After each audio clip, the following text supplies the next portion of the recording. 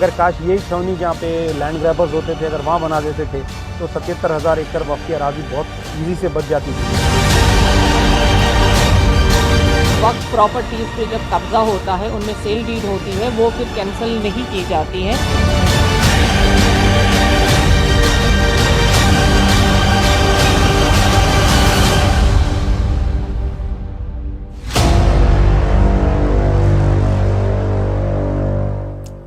आदाब, खास बात तेलंगाना की बड़ी खबर बहस में आपका इस्तकबाल है। मैं हूं सैयद अहमद जिलानी। तेलंगाना बहस में आज बात करेंगे तेलंगाना वक्फ बोर्ड की कारकर्दगी और सेंट्रल वक्फ काउंसिल के दौरे की। अगर काश यही छावनी जहाँ पे लैंड ग्रैबर्स होते थे अगर वहाँ बना देते थे तो 77,000 एकड़ वक्फ की अराजी बहुत ईजी से बच जाती थी। वक्फ प्रॉपर्टीज पे जब कब्जा होता है, उनमें सेल डीड होती है, वो फिर कैंसिल नहीं की जाती है।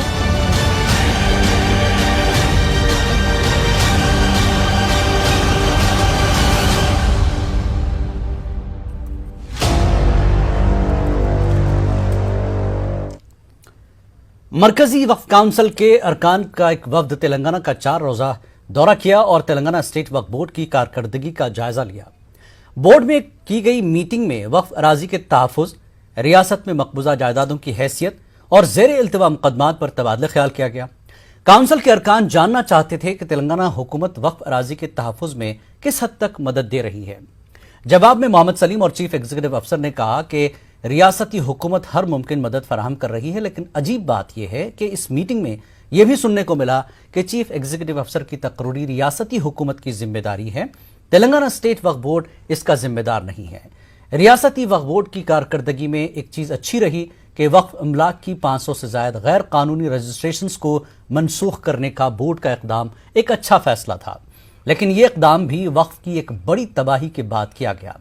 एक अजीब बात यह भी है कि अदालत के स्टेटस जूं का तूं रखने के अहकाम के बावजूद कुछ जायदादें काबिज़ीन के कंट्रोल में हैं और वक्फ बोर्ड का रिकॉर्ड रूम 2017 से मोहरबंद है, यानी हुकूमत के कंट्रोल में है। और इस पूरे मुद्दे पर बात करने के लिए कुछ खास मेहमान जुड़ेंगे।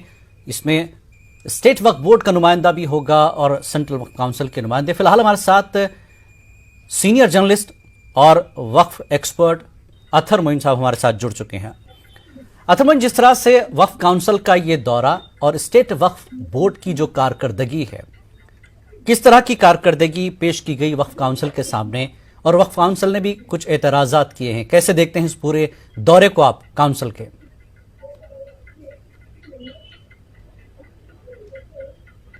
अस्सलाम वालेकुम रहमतुल्लाहि व बरकातुहू।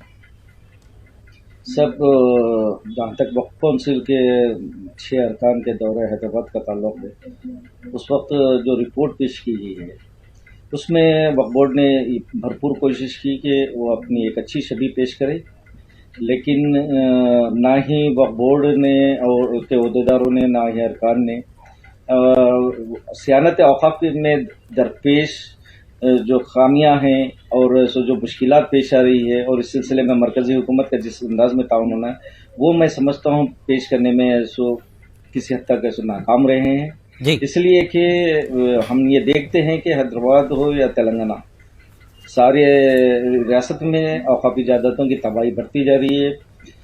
जहाँ तक अब रेवेन्यू नए रिकॉर्ड्स का आया धरानी पोर्टल के सिलसिले में, जब ज़मीनात के उसका नए सिरे से सर्वे हुआ जी, तो उसमें मज़ीद कई औक़ाफ़ी जायदादें जो दर्ज औक़ाफ़ है वो अब उस पर दूसरे गैर निजी अफराद ने अपना दावा पेश किया है और वहाँ पर वक्फ बोर्ड उस पर नज़र रखने में नाकाम रहा है। लेकिन सरकार तो ये कह रही कि हमने पोर्टल पर जो है वक्फ लैंड को लॉक किया हुआ है, या उस पर इस तरह की मतलब एक तरह से तकनीकी चीज इस्तेमाल की गई है कि वक्फ की जमीन का रजिस्ट्रेशन या दावा मुश्किल हो जाएगा लोगों के लिए। बचाने के लिए क्या गया?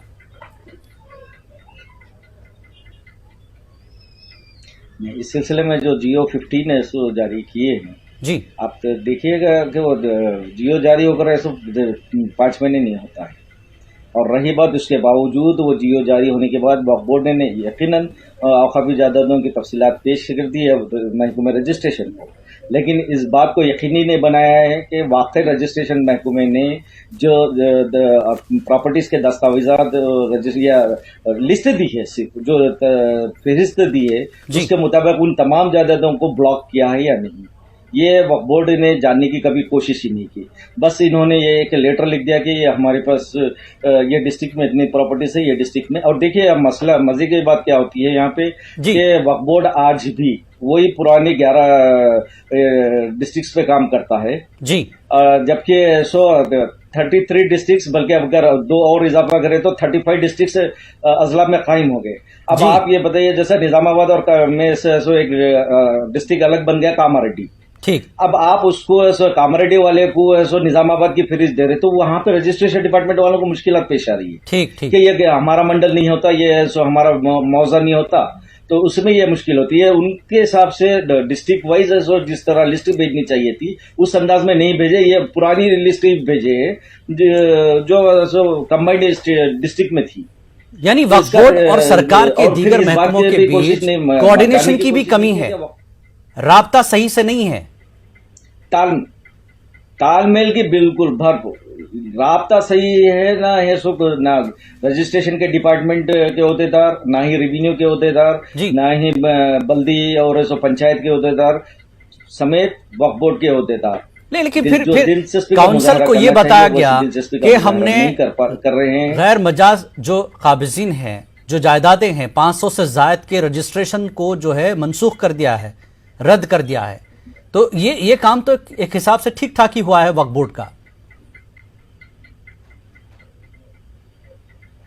ये भी एक आंखों में धूल झोंकने वाली बात है, इसलिए कैसे कि यकीनन इन्होंने रजिस्ट्रेशन कैंसिल कर दिया, लेकिन इसके बाद जो पेश आने वाली मैं बताता हूँ। अब ये 500 जायदाद इन्होंने रजिस्ट्रेशन डिपार्टमेंट को बोलकर ब्लॉक कर दिया है, ठीक, लेकिन उन जायदादों पे जो दूसरे लोग दावा कर रहे हैं उनमें से अक्सर लोग हाईकोर्ट को रुजू हो चुके हैं, और वहां पे अब सबसे बड़ा मसला वक्फ बोर्ड के सामने ये है कि जिन जायदादों को वक्फ बोर्ड ने दावा करते हुए रजिस्ट्रेशन डिपार्टमेंट से मनसूख करवाया है, अब वो साबित करे अदालत में कि वो वाक़तन औकाफी जायदादें हैं। लेकिन हम ये देखते हैं कि हाईकोर्ट में वक्फ बोर्ड गुज़िश्ता कई महीनों से मुसलसिल बड़ी बड़ी जायदादों से महरूम हो चुका है।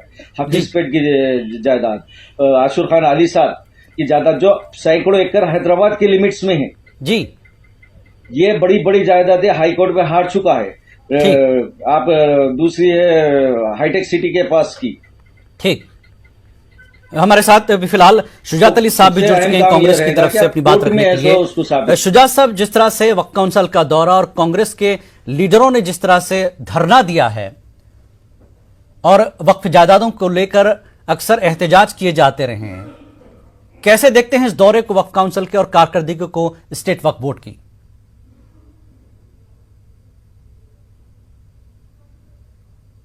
देखिए, ये सब आईवाश हो रहा है।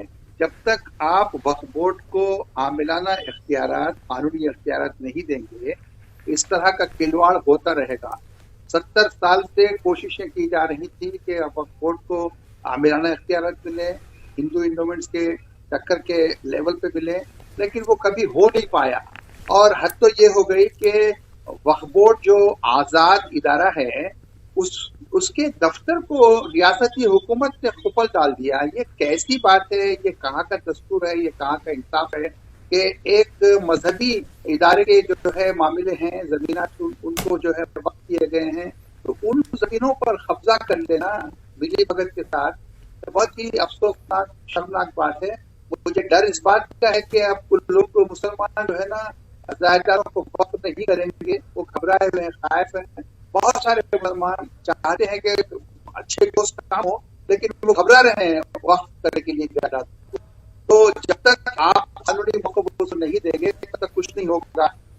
यहाँ पर जो है 2, 3, 4 होमगार्ड्स लेकर काम किया जा रही है। तो इससे आप अंदाजा लगा सकते हैं कि जहां पर तहसीलदार के लेवल के अहदेदारों को तैनात करना चाहिए था या उनके लेवल अख्तियार देना चाहिए था, वो नहीं हुआ। इसकी वजह से वक्फ बोर्ड में कुछ ना कुछ होते रहते हैं। मामूली जो छोटा सा स्टाफ है वो भी घबराव में मुलविस है।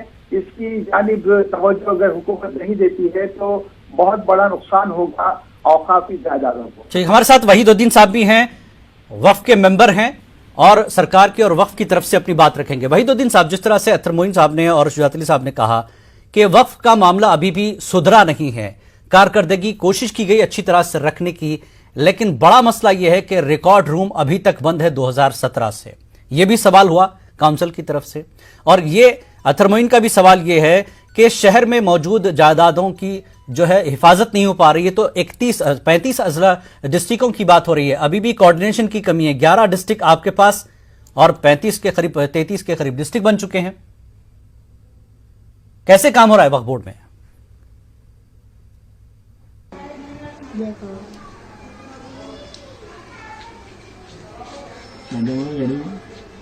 वही साहब,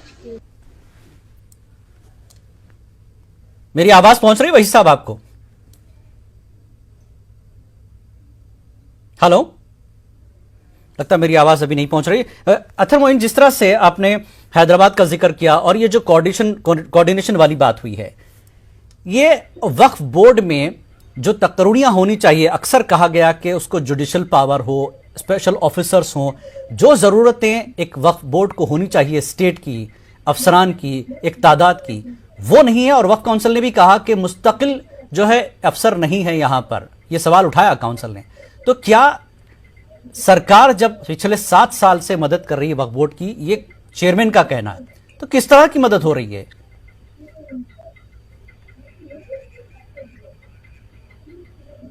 देखिए, वो मैं उसे सिर्फ इतना ही कहूँगा कि वो एक सियासी बयान है जिसका हकीकत से दूर कभी ताल्लुक नहीं है। सबसे अहम बात यह है कि जब आंध्र प्रदेश की तकसीम अमल में आई थी जी, तो उस वक्त 58% स्टाफ आंध्र प्रदेश को चला गया और 52% बाकी का 42% ऐसा हमको आया जी। तो आप अंदाजा लगा लीजिए कि 58% जब स्टाफ आंध्र प्रदेश को चला गया तो उतनी जायदादें खाली हुई। उसके बाद फिर तेलंगाना की तश्कील के बाद अजला की तादाद बढ़ा दी गई जी। नतीजे में कम से कम हर डिस्ट्रिक्ट में अगर एक इंस्पेक्टर ऑडिटर आपको वक्त का अपॉइंटमेंट है तो वहां पे कितने निकम हो गए। आज ये हालत है कि एक इंस्पेक्टर ऑडिटर 4 अजला का निगरान है जी। किस तरह काम कर पाएगा एक इंस्पेक्टर ऑडिटर को? अगर आदिलाबाद के एक इंस्पेक्टर ऑडिटर को अगर उसके अपने दिए गए जो अजला है जी, उसका दौरा करने के लिए उसको कम से कम 2 दिन लगेंगे। एक मुकाम से दूसरे मुकाम पे पहुंचने के लिए उसको ऐसा 12 घंटे दरकार होते हैं सर। बिल्कुल। तो इस तरह ये है। दूसरी बात इससे मैं ये अमले की इंतहाई कमी है, काम बढ़ गया है, लोग कम है। वही साहब एक बार फिर जोड़ लेंगे। वही साहब जुड़ चुके हैं। वही साहब, नहीं, एक बात जो वक्फ बोर्ड की कारकर्दगी अलहदा तेलंगाना के बाद जिस तरह से अमले की जरूरत थी, चीफ एग्जीक्यूटिव अफसर की जरूरत है, और काउंसिल ने भी सारी चीजें बताई है कि अमले की कमी और काम में कहीं ना कहीं मुश्किलात हैं, रिकॉर्ड रूम बंद हैं और जायदादों के तहफ़्फ़ुज़ को लेकर तेलंगाना वक्फ बोर्ड को कई मसाइल का सामना है। वही साहब, अस्सलाम वालेकुम वरहमतुल्लाहि वबरकातुहू। बिल्कुल साहब, आप जो बात बता रहे हैं अमले की कमी, वो तो बिल्कुल क्योंकि एक ऐसा इदारा है वक्फ बोर्ड जिसकी वक्फ जायदादें करीब रेवेन्यू डिपार्टमेंट से टकराती है। हमारी जायदादें भी बहुत हैं, हमें स्टाफ की बहुत ज्यादा कमी हो रही है और सबसे ज्यादा हमको ये भी हो रहा है कि रेगुलर सीओ हमें नसीब नहीं हो रहा है। और जहां तक वक्फ बोर्ड की कारकर्दगी का सवाल है, मैं आपको ये साफ तौर पर बता दूं, जब से तेलंगाना रियासत नई रियासत कायम हुई, कोई नए लैंड पर हमने कब्जा होने नहीं दिया और रिसेंट 7 प्रॉपर्टीज को हमने हमारे पोजीशन में लिया है। पूरा रिकॉर्ड मैंने आपके टेलीविजन के इकबाल हुसैन साहब बात करे तो उनको रिकॉर्ड दिया हूं, पूरा आप निकाले सो। और 155 रिसेंटली लास्ट महीने में रिसेंटली 155 रजिस्ट्रियां कैंसिल की है और टोटल हमने 500 रजिस्ट्री को कैंसिल किया। 7 ऐसे प्रॉपर्टीज को हम रिकवर करे। एक तो सतवार गांव का आपको बता दूं जो जहीराबाद में है, संगारेड्डी जिले में आता है। 870 एकड़ जायदाद को हमने पोजीशन हासिल किया और एक बार हमारे एक्टिविटीज को भी, जो डेवलपमेंट एक्टिविटीज है, मैं उसको भी आपको साफ तौर पे बता दूं। हमने जो डेवलपमेंट हमारे पीरियड में हुआ, आप देखिए अनीसुल गुरबा के लिए 20 करोड़ की लागत से अनीसुल गुरबा तामीर हुआ। जामे निजामिया में 14 करोड़ की लागत से अनीसुल गुरबा अभी पूरा नहीं हुआ। अनीसुल गुरबा की बिल्डिंग अभी पूरी तरह से तामीर नहीं हुई, अभी पूरा नहीं हुआ, काफी अरसा हो गया है।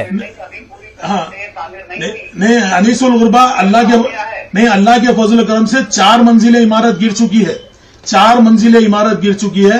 मक्का मस्जिद को अब तक हमने 8 करोड़ रुपए दिए हैं। और मैं आपको ये बता दूं, दरगाह हजरत जहांगीर पीरा रहमतुल्लाह अलैह को 50 करोड़ की लागत से, क्योंकि वहां पर थोड़े रेवेन्यू मसाइल आ रहे थे, इसलिए इतना थोड़ा देर हो रही थी। अब बिल्कुल रास्ता थोड़ा साफ हो रहा है। इंशाल्लाह 1-8 महीने में उसका फाउंडेशन भी रखा, फाउंडेशन तो सीएम साहब रख चुके हैं, काम का भी आगाज होगा इंशाल्लाह। ठीक है शुजात साहब, आपको जो चीजें वहीद साहब गिनवा रहे हैं कारकर्दगी बोर्ड की, क्या ये सही नहीं है?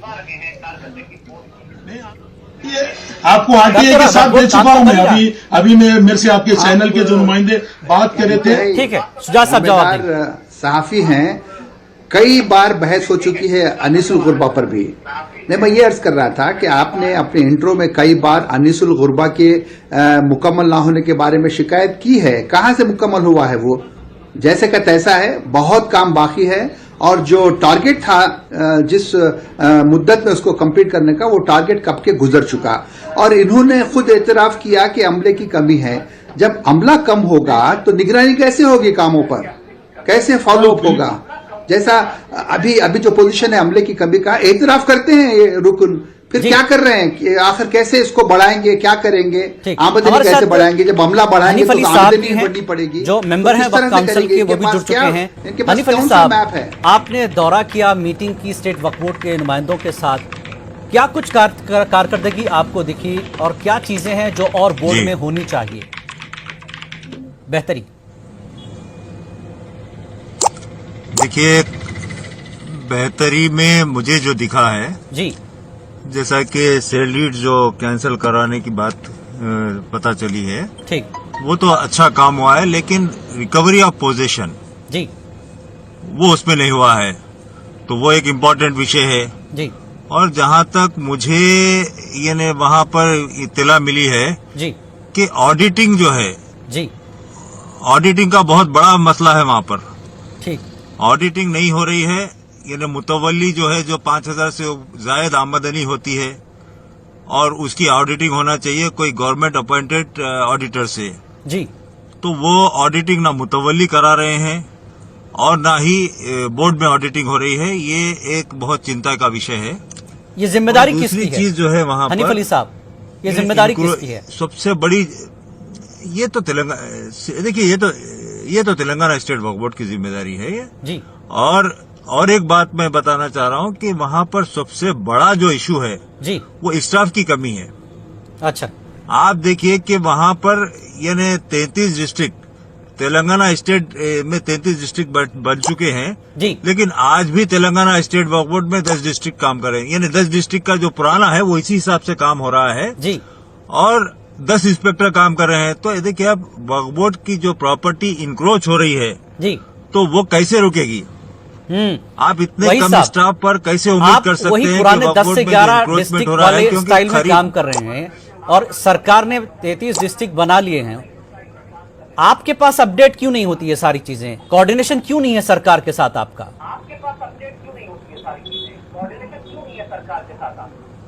बिल्कुल, मैं पहले हमारे कांग्रेस के खैर शुजात साहब के एक सवाल का जवाब दे दूं। उन्होंने कहा कि अनीसुल गुरबा जैसे का वैसा है। मैं अनीसुल गुरबा कांग्रेस के पीरियड में सिर्फ टीनों के शेड के साथ था। आज 4 फ्लोर उसको गिर चुके हैं, तकरीबन सुनना भी हो चुका है, उसको काम हो रहा। दूसरा, जहां तक हनीफ अली साहब बता रहे हैं, ये बिल्कुल सही बात है स्टाफ की कमी की।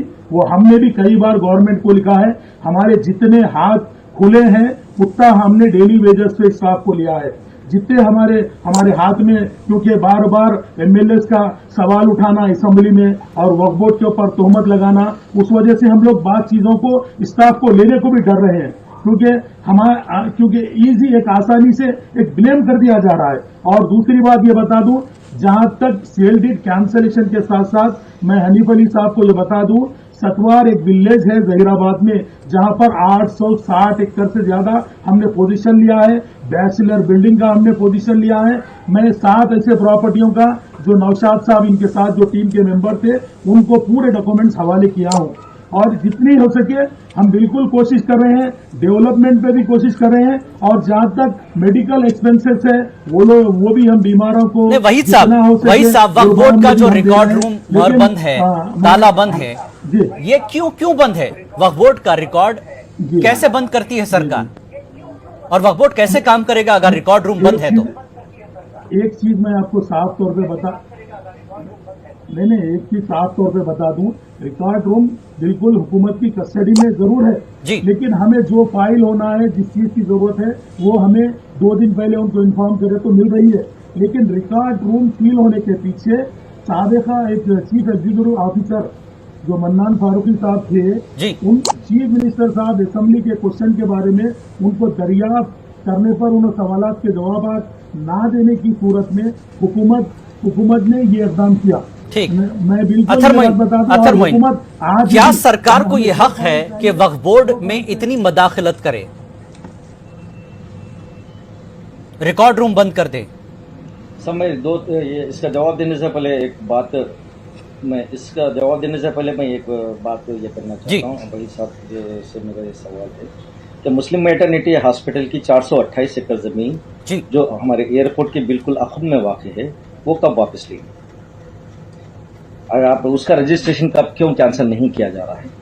इतनी कीमती है। आशुर खान अली साद का जो केस हार गए जी, तो इस सिलसिले में ये दूसरी बात कि रियासती हुकूमत ने ये किया है, जरा जितने भी डेवलपमेंट प्रोजेक्ट जामे निज़ामिया के ऑडिटोरियम की बात हुई जी, उसका संगे बुनियाद की तारीख देख लीजिए, और हमारे यतीम खाने के संगे बुनियाद की तारीख देख लीजिए।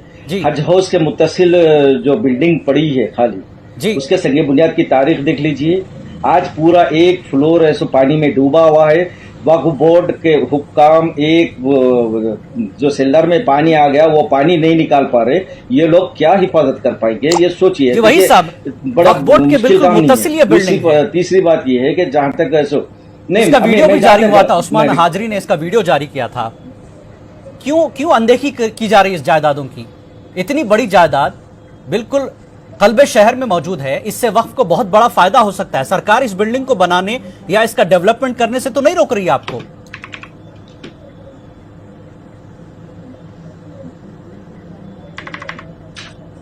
जी वही साहब,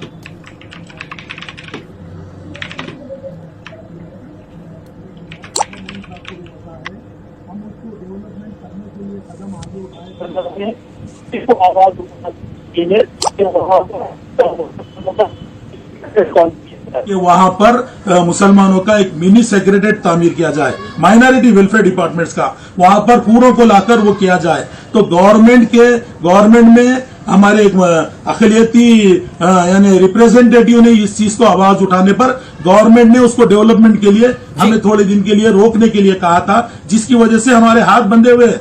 क्योंकि असेंबली में कायद मुकन्ना ने इस चीज को रेस किया था। नहीं, अतर मोइन ने सवाल उठाए कुछ, तो अल्लाह के फजल करम से आज वो डेवलपमेंट भी हो जाता था। अतर मोइन ने जो सवाल उठाए हैं उसका जवाब दीजिए। एयरपोर्ट के पास जो कीमती जमीन है मुस्लिम मैटरनिटी की, उसका तहफ्फुज क्यों नहीं? जी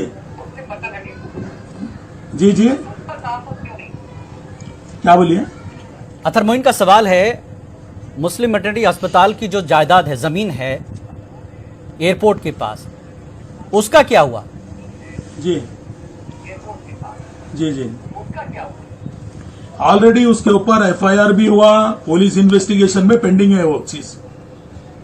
नहीं, वक्फ बोर्ड को असल हिकमत क्या है कर रहे होंगे साहब, जिसमें वक्फ बोर्ड खुलकर काम कर सके, इख्तियारात हो, बंदिशें कम हो। परेशानी क्या है वक्फ बोर्ड की?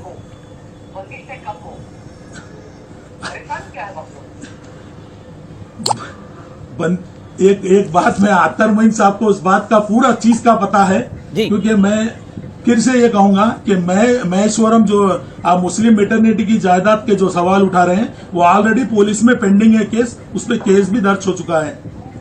ठीक, हनीफ अली साहब, पुलिस का काम हनीफ है अली उसका साहब, आपकी investigation मीटिंग करें। हुई वक्फ बोर्ड के जिम्मेदारों के साथ जिलानी स्टेट साहब। के। जी। अब मरकजी सरकार स्टेट वक्फ बोर्ड की क्या मदद करेगी जी। ताकि वो बिल्कुल फ्री हैंड काम कर सके, कोई परेशानी ना हो और इख्तियारात पूरे मिले उन्हें काम करने के लिए? वो कह रहे हैं कि हम अमले को तकर्रुर करने भी घबराते हैं, कभी कभी सवाल उठते हैं।